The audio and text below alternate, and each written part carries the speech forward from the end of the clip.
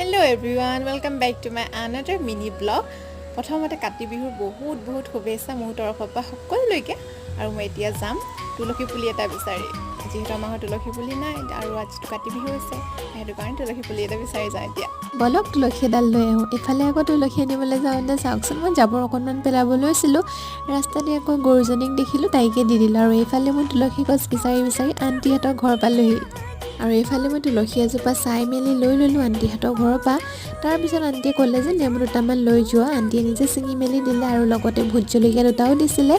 তাৰপিছত এইফালে মই ঘৰ আহি তুলসীজোপা ৰুই মেলি দিলোঁ দিনতে মুচি মেলি থ'লোঁ তুলসী ঢাপটো আৰু এইফালে সন্ধিয়া মই মাৰ কাপোৰ এযোৰ পিন্ধি ল'লোঁ আৰু এইফালে মই তুলসী তলত ধূপ আৰু চাকি এগছি জ্বলাই পিনে সেৱা কাঢ়িলোঁ এবাৰ কাতি বিহু এনেকৈয়ে উদযাপন কৰিলোঁ আৰু এইফালে ভণ্টি আৰু মই মেলি প্ৰসাদখিনি যোগাৰ কৰি চবকে দিলোঁ তাৰপিছত মই নিজেও খালোঁ আৰু আজি ভিডিঅ'টো ইমানতে সামৰণি মাৰিছোঁ।